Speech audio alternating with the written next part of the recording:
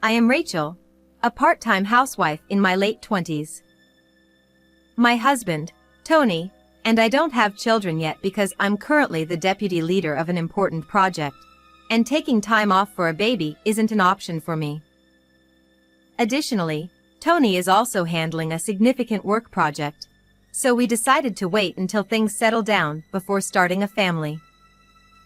However, our peaceful life was shattered by an unexpected event. One night, Tony came home later than usual. He immediately undressed his suit and shirt, leaving them on the floor, and headed straight to the shower.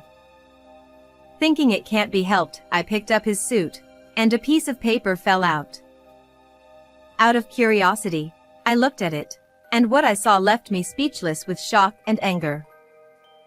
It seemed to be some sort of note that read, "I'll be waiting on the rooftop during lunch break. Let's make sure no one finds out about our affair." Although I wanted to confront Tony immediately, I decided to stay calm and put the note back in his pocket, thinking there might be more evidence to uncover. Little did I know that this small infidelity would lead to a major upheaval involving our entire family. After discovering Tony's affair, I did my own investigation. Hiring a private detective was too expensive for my current salary, so I gathered evidence myself. Eventually, I identified the mistress. Her name was Kathy, a 24-year-old recently hired as Tony's direct subordinate. Tony was her mentor, and their affair had been going on for several months. Despite Tony wearing his wedding ring and Kathy being aware of our marriage, they continued their illicit relationship. Unaware that I was collecting evidence of his infidelity, Tony nonchalantly praised my cooking at dinner, saying, "Rachel, your cooking is the best in the world." I forced a smile, knowing that revealing my investigation too soon would ruin all my efforts. Sometime later, my brother called me with surprising news. He said, "I want to introduce you to the woman I want to marry." My brother, in his early 30s and a section manager at a major company, had always been extremely busy, and I thought he might never marry. He planned a family dinner to introduce his fiancée and invited both Tony and me. Since Tony's company was a subcontractor for my brother's company, Tony agreed to attend, likely out of a sense of obligation. Though I was reluctant to introduce my philandering husband to my brother's future in-laws, I understood the timing and circumstances left me no choice. However, a few days later, Tony began acting unusually kind to me. He started bringing home my favorite desserts and sharing funny stories from work.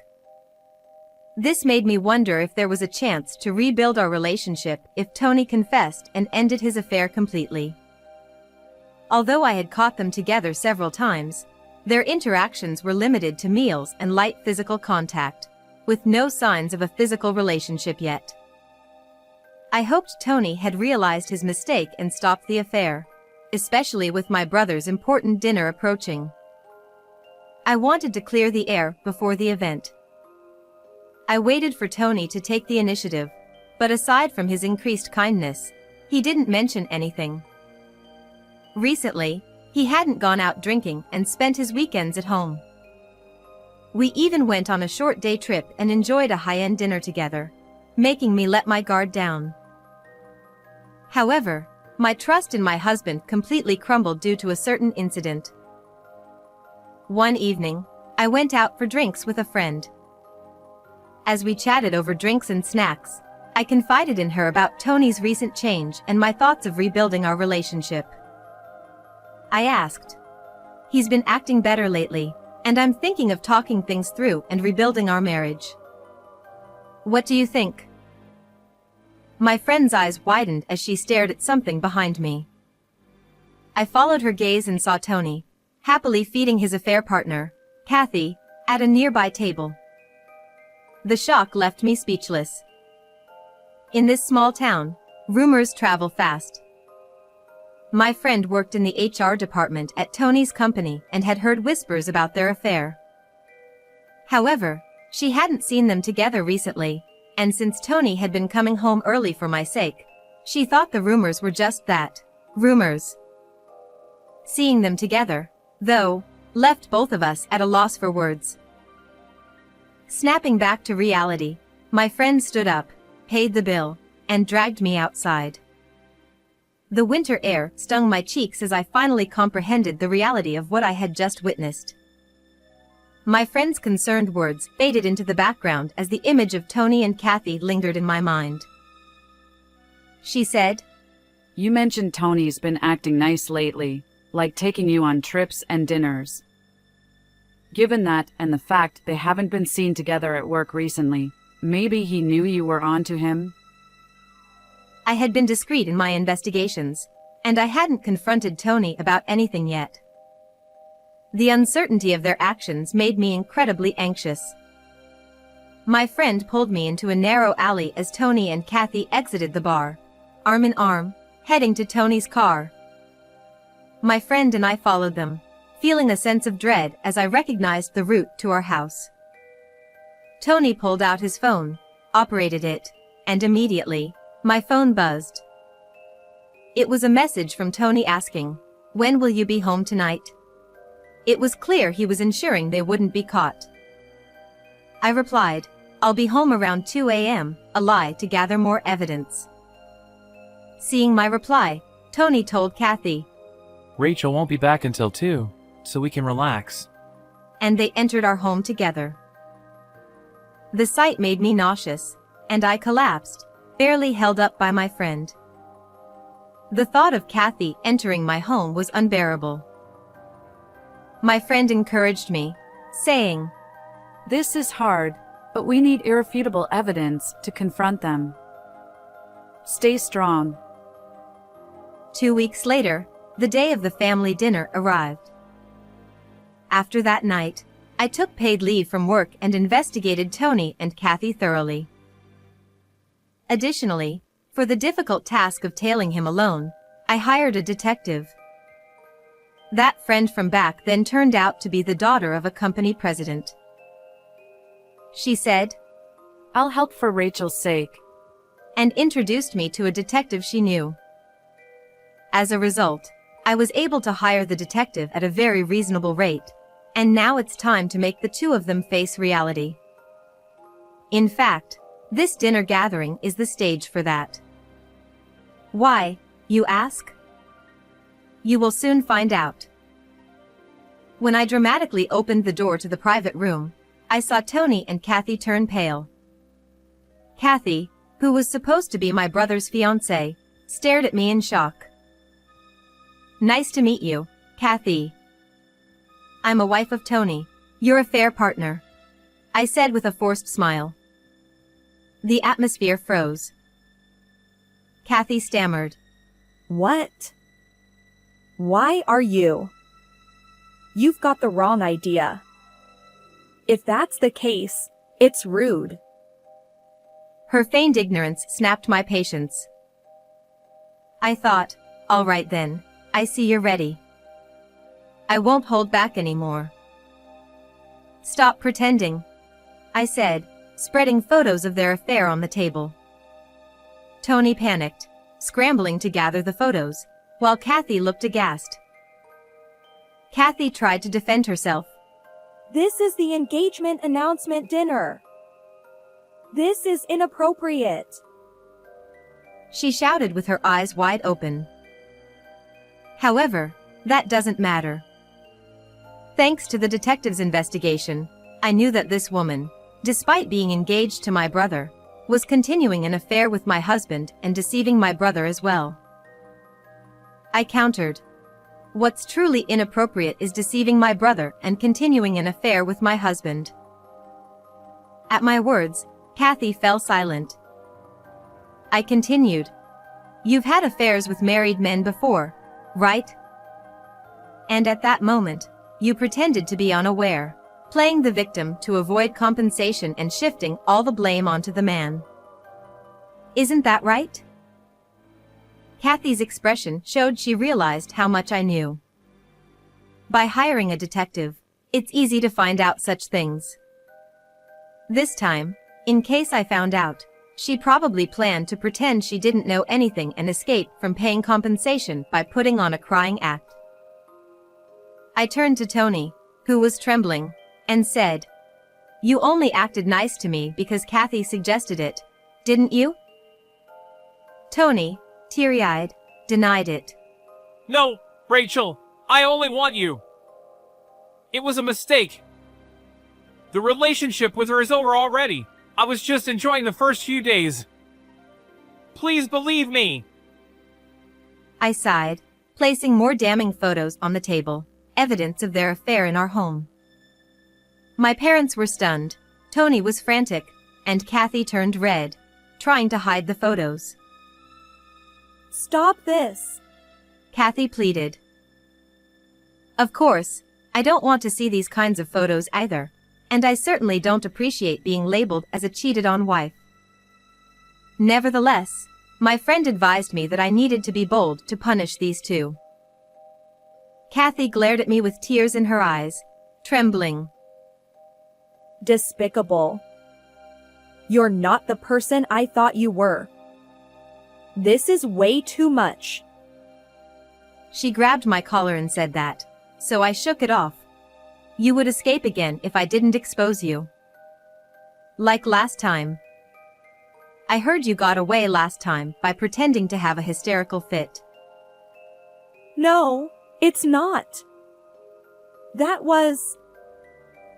At that moment, a loud slap echoed as Kathy's mother struck her face.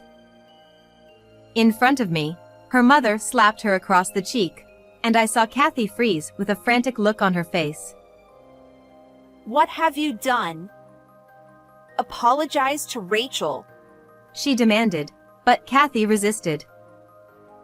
Her father grabbed Kathy's head to force to bow, and he also bowed deeply, said, I apologize sincerely for the terrible disrespect shown by my daughter. Please consider breaking off the engagement. I assure you that we will properly compensate Rachel, including returning the engagement ring and providing her with compensation. I am truly sorry. As her parents bowed their heads in tears before us, she murmured in a voice as faint as a mosquito's, Why am I being blamed? In the end, today's meeting was interrupted, and it was decided to reschedule for another day to continue discussions. As we were leaving, seemingly indifferent now, Kathy revealed her true nature. What's the deal here? Demanding compensation just because of a little fun. It's absurd. I can't forgive tearing apart our love like this. She shouted wildly while our parents desperately tried to restrain her, drawing curious glances from passers-by. Oh, what an embarrassment she is, I thought to myself. Then, my brother stepped forward calmly. Someone who can cheat so boldly isn't fit for marriage. Especially not someone who lays a hand on my sister's husband.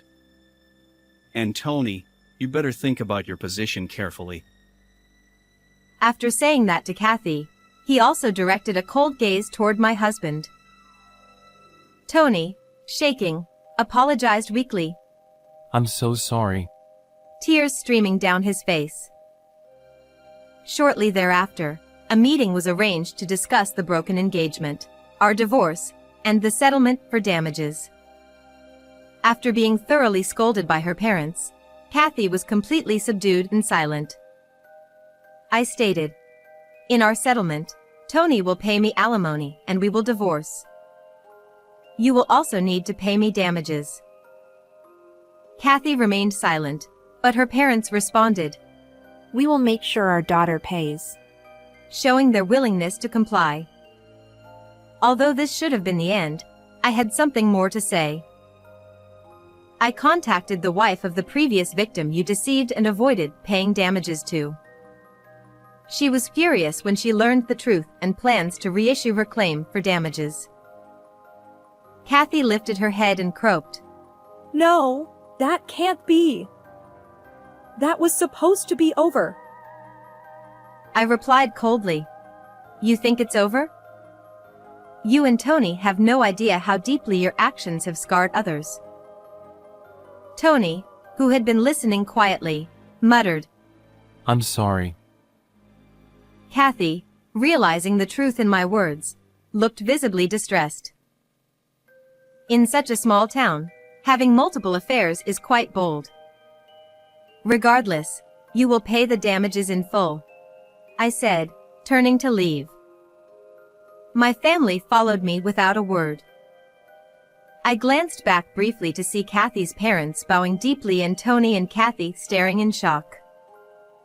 Money alone couldn't resolve everything, but this was the best outcome.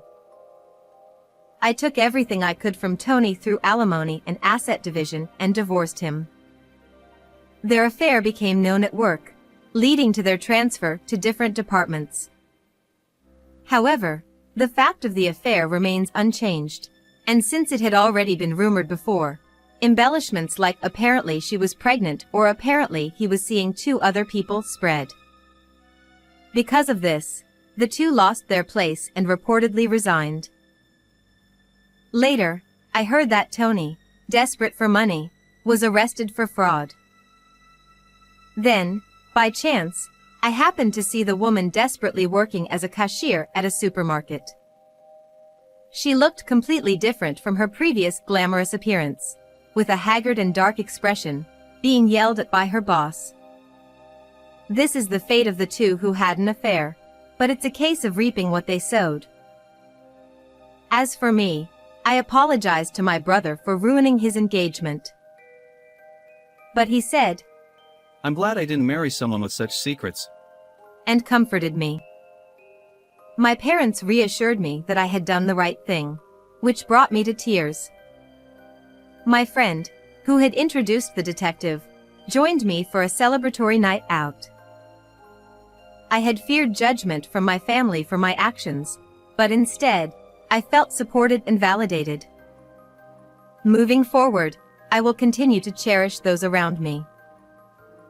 To everyone watching, thank you for staying with me until the end. I love and appreciate you all. How did you find today's story? Don't forget to subscribe to the channel. See you in the next video. Back in my student days, he was the soccer team star player and quite popular. What are you doing?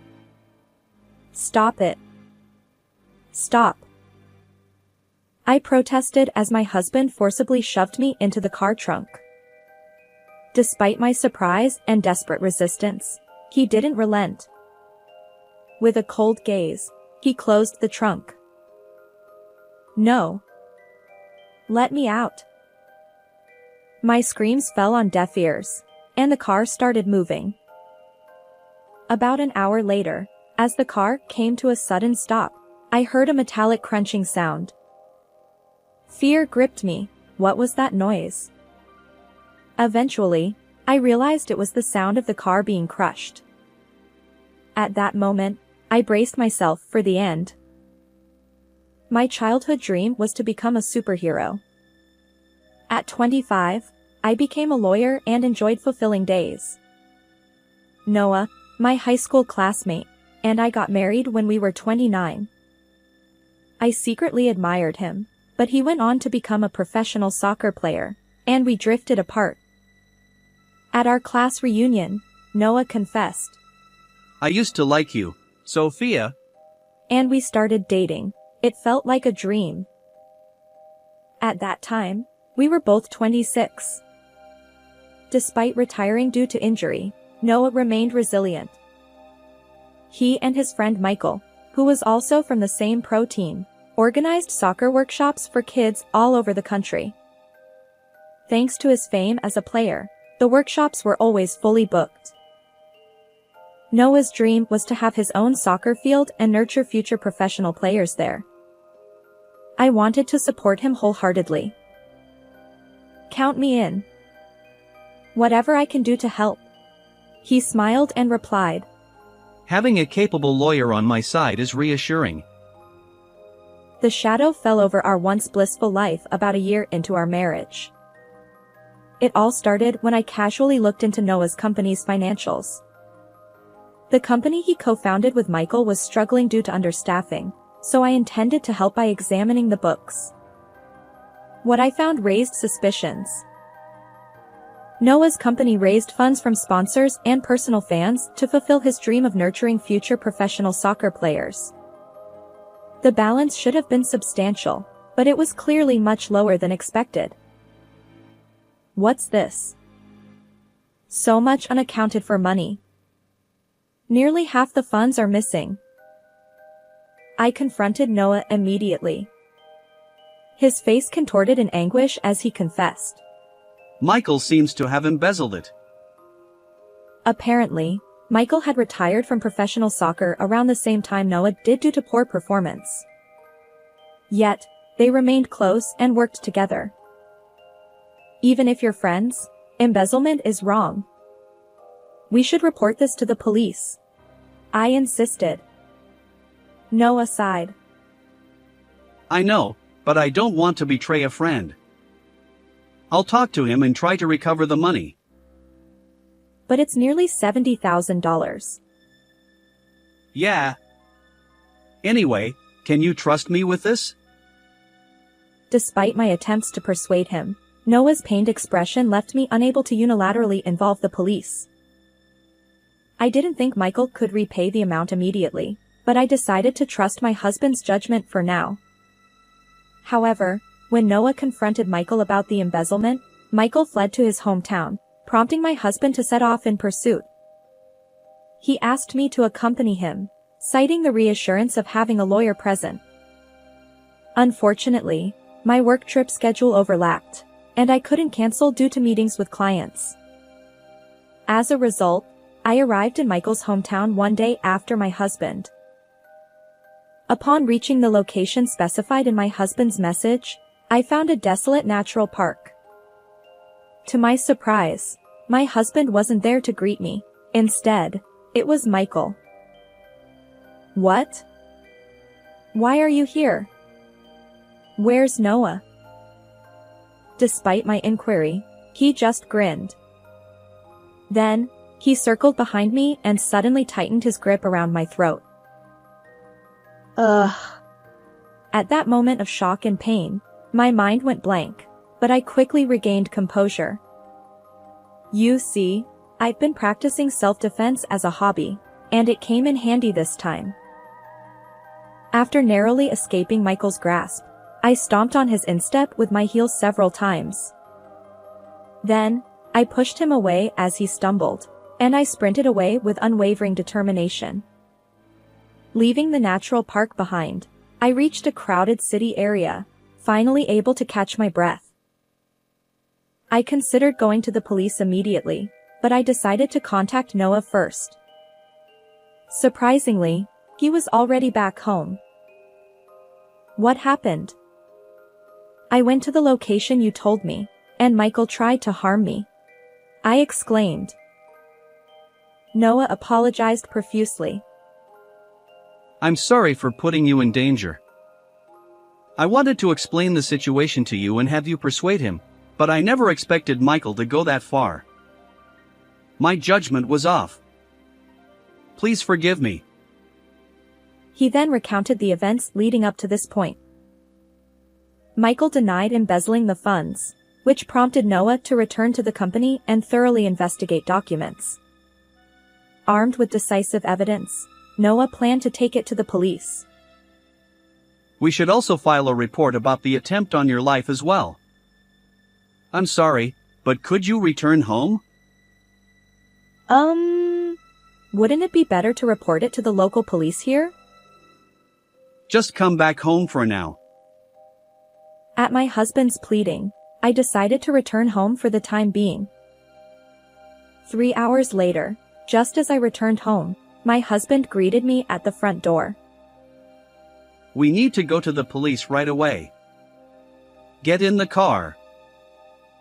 I placed my travel bags down and followed his instructions, heading toward our home's parking area. As I tried to get into the passenger seat, Noah, who had been inspecting the trunk, called out to me. Take a look at this.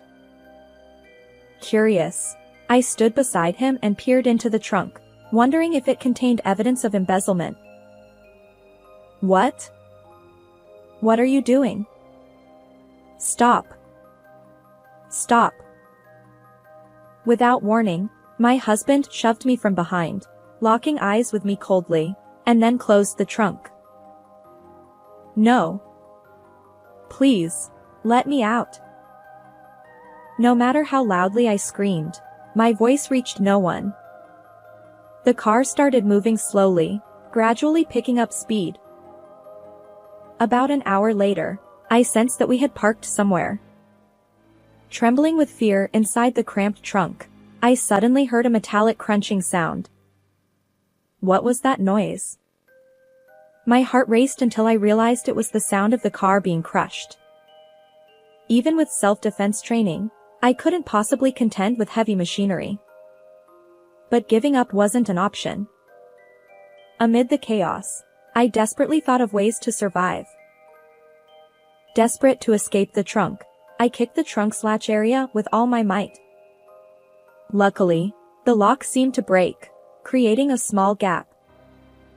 I forced the door open, stuck my head out, and found myself in an auto junkyard. I hurriedly escaped the trunk and leaped from the pile of awaiting scrap cars. With no one in sight, I sprinted toward what seemed like an exit. As I considered seeking help from the police, I noticed Michael talking on his phone. Concealing myself in the shadows, I eavesdropped on his conversation. He casually mentioned, I confirmed the car got crushed. She's gone now. And then he blamed for my husband marrying a lawyer. It became clear, the person on the other end was Noah. My husband and Michael had conspired to eliminate me. If they discovered I was still alive, they'd surely try again. Before heading to the police, I needed to avoid their clutches. For now, I had to hide. Despite my fear, I felt a stronger desire to expose the truth. After all, I was a lawyer. A childhood dream of becoming a champion of justice had driven me. Sneaking out of the processing yard, I realized my smartphone was still in my pocket. I decided to contact my best friend, Mia. I arrived promptly at her apartment, where I recounted everything that had happened. Initially surprised, she eventually said, I suspected as much. Actually, there have been some rumors about your husband. As a TV director, Mia had access to various industry secrets. With her help, we delved into Noah's background. One by one, Noah's hidden facets emerged. Even though he was my husband, I couldn't turn a blind eye to his wrongdoing. Determined to uphold justice as a lawyer, I resolved to bring him to account. While hiding in Mia's apartment and making preparations, something caught our attention on the television screen. Sophia, watch TV. Upon hearing that, I looked at the television screen. The headline read, Beautiful lawyer wife missing. My husband appeared, looking worn and tearful, pleading for information. My wife left for work and hasn't returned. Her phone is off. Please provide any information you have. Mia, with a sarcastic tone, remarked. Quite the actor. Your husband, Sophia. It infuriated me. How could he feign concern after attempting to take my life? His tearful performance continued daily on TV, not only appealing for information but also promising to create a soccer school in my honor when I returned. His hypocrisy knew no bounds. And so, about a month later, while hiding in Mia's apartment, Noah appeared as a guest on a daytime live broadcast program. I believe my wife will return. And for when she does, I want to make the soccer school a reality. As usual, he appealed for information about my whereabouts and continued to promote his dream. But just as his comment ended, the show's host exclaimed, Now, introducing a surprise guest. Noah, caught off guard, looked surprised. Spotlights illuminated the studio entrance curtain, and I signaled a victory pose to Mia before stepping out from behind the curtain. The moment Noah saw me, his expression twisted in shock. Ignoring him, the host declared, Our surprise guest is Sophia, the wife who had gone missing. Applause erupted in the studio, but Noah remained dumbfounded, staring at me. His lack of joy was evident, and the host looked suspicious. Realizing this, Noah stammered. I'm just surprised. Meanwhile, in the back of the studio, Mia nodded approvingly. Indeed, Mia was the director in charge of this program. She had informed all the show's participants about Noah's hidden side beforehand. So, naturally, the host knew everything, yet he feigned ignorance and asked me, Where have you been all this time, Sophia? I replied, I was in hiding. My life was in danger. As I answered, the celebrities present gasped dramatically, exclaiming, What? The host also remarked. That's quite an intense story. Then, he turned to Noah and asked. Were you unaware of any of this? Noah stammered, I didn't know, of course. sensing the scrutiny around him. He hurriedly approached me, his tearful face attempting to embrace me. Sophia. I'm relieved you're safe. I was worried. But I pushed his outstretched hand away. The show's host chimed in. Huh. We were expecting a heartwarming reunion, but things seem different. An empty sentiment indeed. I stepped away from my husband and addressed the camera. Today, I'm not your wife. I'm here as a lawyer. Noah stammered. What are you saying? Oh, right. I need to let everyone know my wife is safe. As he tried to leave the studio, 2 staff members blocked his escape. Amidst laughter from the audience, Noah glared at me. What's going on? I just wanted to make a phone call. Where do you intend to contact? As I smirked, he hesitated for a moment, then sulkily rattled off, speaking rapidly. Family, acquaintances, your work colleagues. I smirked. No need. This is a nationwide live broadcast. Everyone's watching. His lips tightened in frustration. The host then said, Now, introducing a certain video. and that triggered the appearance of interviews with parents of children who participated in my husband's soccer school. First, a woman who appeared to be a mother stepped forward, tearfully recounting, I was pressured into an inappropriate relationship by being promised that my child would become a regular player. Next, a man who seemed to be a father appeared. He claimed that he was asked for a large sum of money to recommend his child to a famous club team, but the promise was never fulfilled. His anger trembled in his voice. No, this is all fabricated. It's a lie. As 2 staff members held him, my husband shouted, once again becoming the studio's laughingstock. It's not a lie. Although their faces and voices are concealed in this footage, they've promised to testify with their real names when we report you to the police. I asserted firmly, and the host nodded, emphasizing, So, this amounts to fraud, right? Yes. It's a serious crime. But that's not all. As I spoke, interviews with acquaintances of Michael began to play. The witness testified that my husband and Michael became obsessed with gambling, squandering most of the funds they had collected for the soccer school. Secretly recorded footage revealed them spending an entire day at the racetrack, celebrating and agonizing over horse races. Occasionally betting on horse racing isn't a big deal. As my husband sulked, the next video played. It showed them similarly engrossed in betting at cycling and boat racing tracks.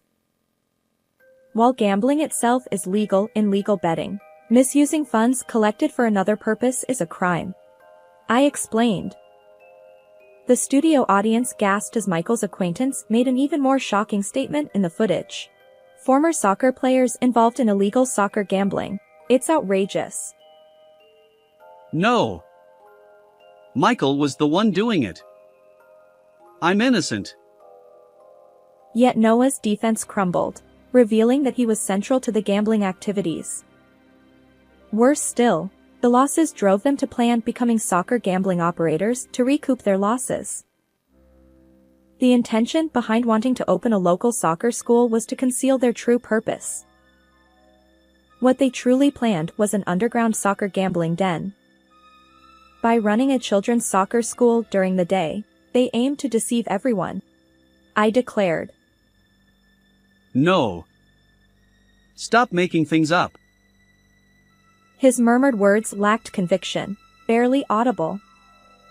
But I pressed on, unwavering, ready for my final move.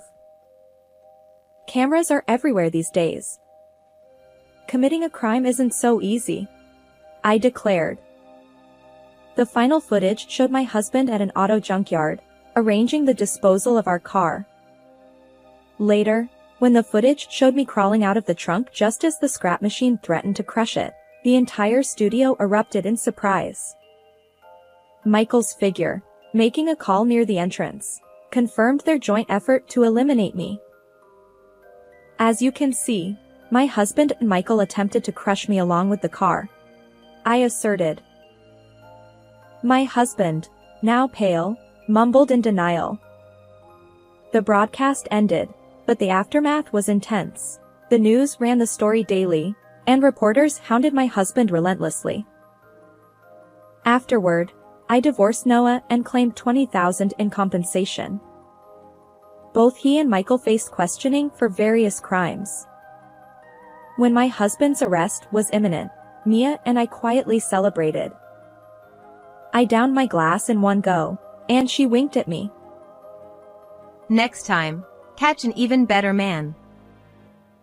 No, for now, I'll focus on my work, upholding justice as a lawyer. Indeed, that had been my dream since childhood. How did you find this story? Don't forget to subscribe to the channel. Until next time in the next video.